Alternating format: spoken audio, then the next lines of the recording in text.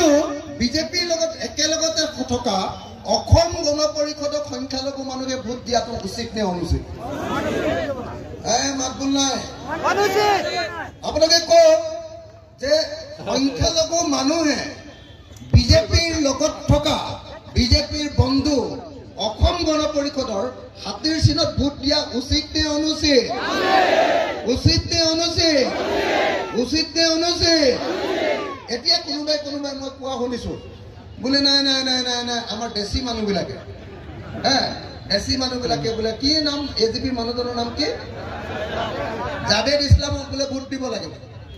মই বোলো যেতিয়া উচ্ছেদ কৰিছিলে তেতিয়া দেশী আৰু ভাটিয়া চাইছিলে নে নাই? হয় নে নহয়?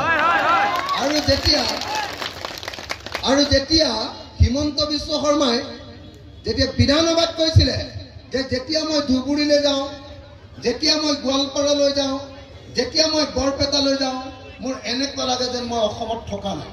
কোনে কৈছিলে? কোনে কৈছিলে? কোনে কৈছিলে? তাৰমানে কি? তাৰমানে তেওঁ কৈছিলে যে মোৰ এনেকুৱা লাগে যে ধুবুৰীলৈ, বৰপেটালৈ আৰু গোৱালপাৰালৈ আহিলে মোৰ এনেকুৱা লাগে যেন এই ঠাইকেইখন বাংলাদেশেই হৈ গ'ল। কৈছিলে নে? তাৰমানে আপোনালোকৰ সকলোকে বাংলাদেশী বুলি কৈছে নে নাই? কৈছে নে নাই?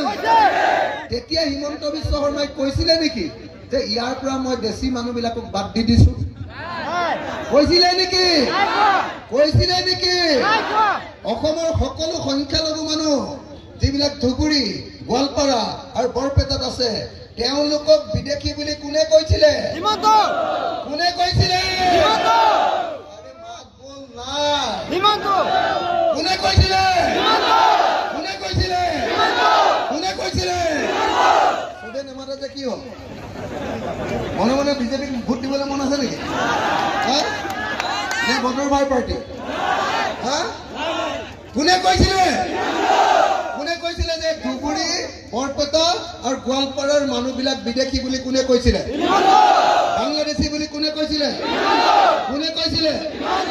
যিজনে কৈছিলে তেওঁ আমাৰ শত্ৰু হয় নে নহয়? অসমৰ সংখ্যালঘুৰ আটাইতকৈ ডাঙৰ শত্ৰু কোন?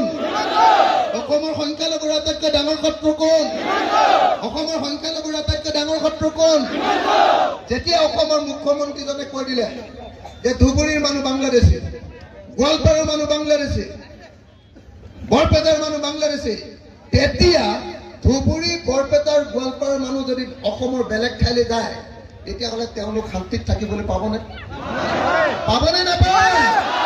আজি ডিব্ৰুগড়লৈ গ'লে যে এজন মুছলমান মানুহক কাণত ধৰাই নে নাই? আজি যোৰহাটলৈ গ'লে যে যিকোনো সময়তে মাৰপিট খাবলগীয়া হয়।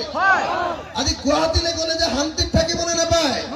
আজি দিল্লীলৈ যাওঁতে যে মাৰ খাবলগীয়া হয়।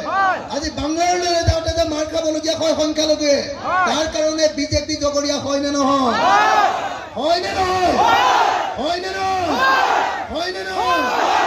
এই সংখ্যালঘু মানুহক নিৰাপত্তাহীনতাত ভোগাইছে কোনে? কোনে? মাত ইমান সৰু কিয়? এই মানুহবিলাকে নেমাতে কাৰণেতো মাৰটো খাই আছে ন? হয় নে নহয়? সংখ্যালঘু মানুহক আজি জীৱনৰ নিৰাপত্তাহীনতাত ভগাইছে কোনে? কোনে? কোনে? কোনে? আজি আপোনালোকে দেখিছে যে আজি আপোনালোকে বাছত যাওঁতেও ভয় খাই থাকে। ভয় খাই নে নাই? ট্ৰেইনত যাওঁতে ভয় লাগে নে নাই? যদি টুপি আৰু লুঙি দেখে, যদি দাড়ি দেখে, তেতিয়াহ'লে যিকোনো মুহূৰ্ততে কিজানি অসমত মাৰ খাবলগীয়া হয় নেকি বুলি টেনশ্যনত থাকে নে নাই? থাকে নে নাই? আপোনালোকক বিপদত পেলাইছে নে নাই? অসমত আপোনালোকক বিপদত পেলাইছে নে নাই? কোনে পেলাইছে? কোনে পেলাইছে? কোনে পেলাইছে? কোনে পেলাইছে? হয় নে নহয়? হয় নে নহয়? তাৰ লগত এজিপি আছে নে নাই? বিজেপিৰ লগত এজিপি আছে নে নাই? বিজেপিৰ লগত এজিপি আছে নে নাই? হাতীৰ লগত আছে নে নাই? পদুম ফুলৰ লগত হাতী আছে নে নাই? গতিকে আপোনালোকে হাতীক ভোট দিব নেকি?